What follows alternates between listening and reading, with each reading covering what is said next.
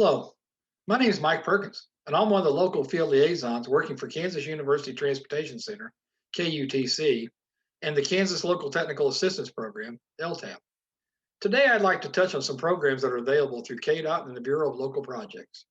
We're only going to touch on a few of the programs, but I'm going to review with you the Local Program Opportunity Field Guide that has a brief description of all the programs that are available. So let's get started by delving into the Bureau of Local Projects homepage. To do that, I'm going to have to share my screen with you.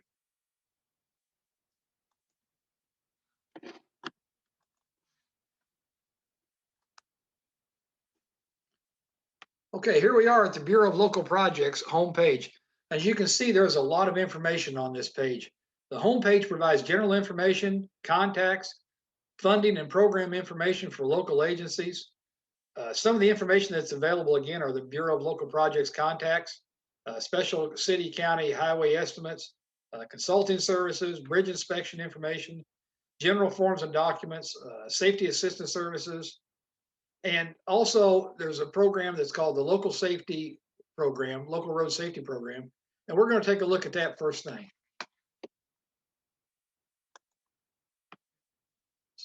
So the Local Road Safety Program was developed to work in conjunction with the High Risk Rural Road Funding. And as you can see, most of the state is enrolled in or has an application in to be part of that local road safety plan. There's a few counties yet that haven't, but there are several that are in the works right now. So let's briefly take a look at the local road safety plan.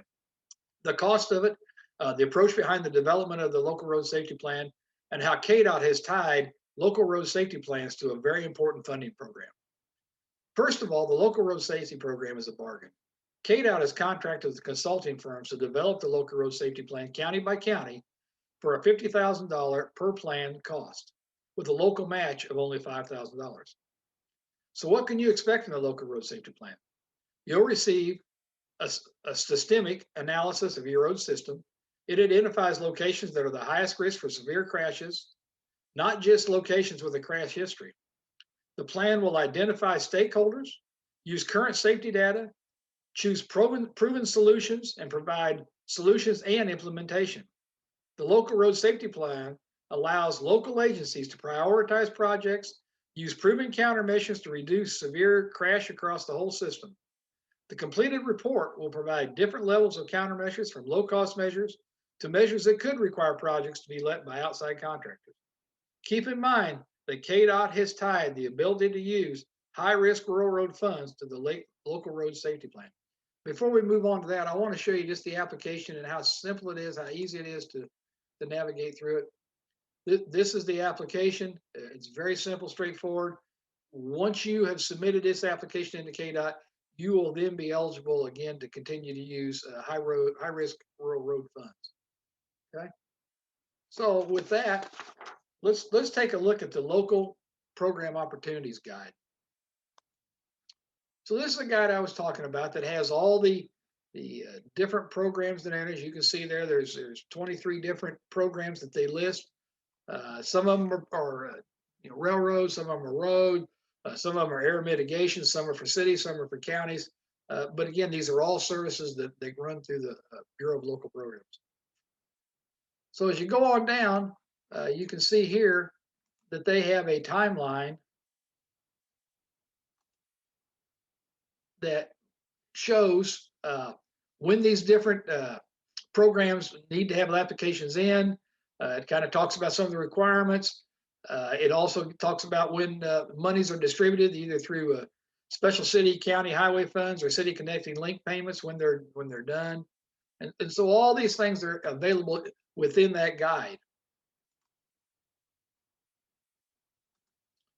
So let's keep on going down through it. And so as you get into that guide, as the programs, that they have a summary page that kind of gives a description of the program, talks about the main points, how to apply, what the local and the federal matches are.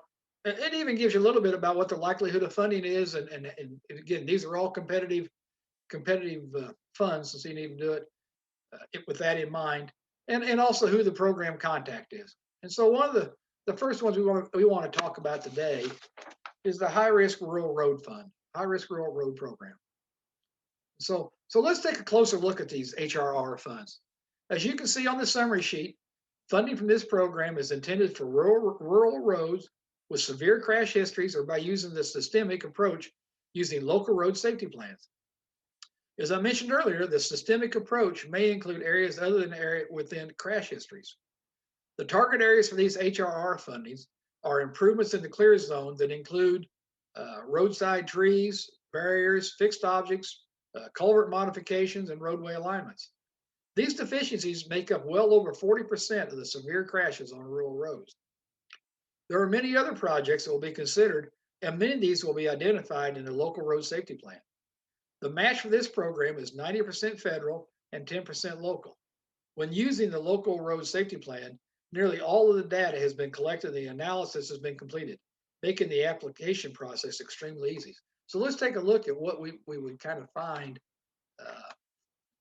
as we look at, this is the application for high-risk rural roads. All of this information that you're looking at here would be included in your local safety road plan. Not only that, when you get down into here, it will have some projected costs and those things that you'll be able to fill in. So almost all the information that you're going to need to complete a high-risk rural road application is going to be provided to you within that local road safety plan.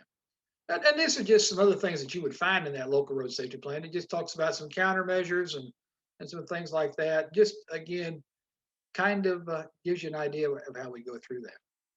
Another one that I would like to look at today is the federal fund exchange.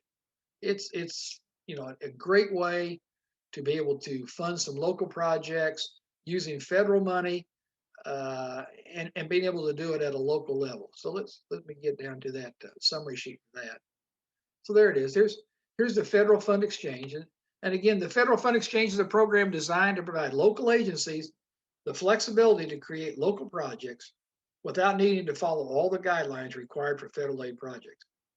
As you can see on the summary sheet, the program allows for exchange of federal dollars for state transportation dollars.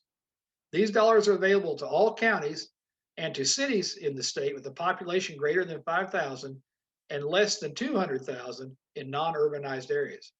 The only exception are two transportation management areas, the Mid-America Regional Council in Kansas City and the Wichita Area Metropolitan Planning Organization in the Wichita area.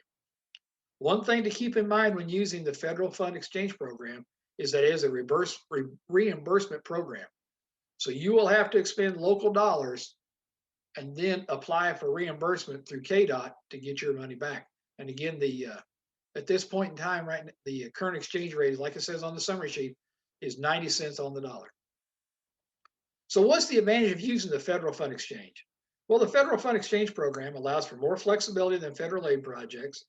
The projects do not have to meet the same guidelines as federal aid projects.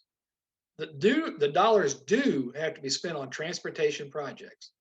Another advantage is using federal fund exchange dollars. All phases of the project are eligible for state transportation dollars. So you can pay for the total project out of your federal fund exchange. If the work's completed by local agencies, the labor, equipment, materials, and supplies are eligible for reimbursement. So you can reimburse yourself for work that your crews have done. As an example, if an in-house crew chip seals county routes, those dollars expended will be eligible for reimbursement. Another advantage is that the local agencies can develop a project following their own procedures, criteria, and standards. All work shall be performed following Kansas statutes, applicable regulations, and normal engineering practices are to be followed. All requests must be received no later than September 15th of each year. And I want to give you just a little bit of a cost comparison for federal fund exchange. Norm Bowers had done this comparison, and this was for a federal aid project versus an in-house bridge project. And so, as you can see, design, there's about a $10,000 difference between what would have to be required for federal aid versus local projects, right-of-way acquisition, construction. And when you get all the way to the end, the federal aid project would be about $525,000, where if you took those federal aid dollars and exchanged them, you could build that project as a local project for about $423. So you can save about $100,000. You wouldn't have the long drawn out process of all the steps that would be required. You can design it, build it, and get it done. So it's a great way to go.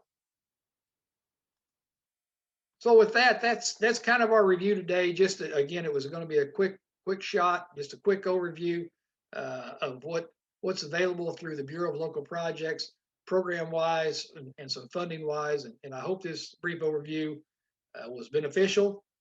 Feel free to reach out either to KDOT or the Kansas Transportation Center with questions. And I wish you good well in this construction season. Good luck. Thanks.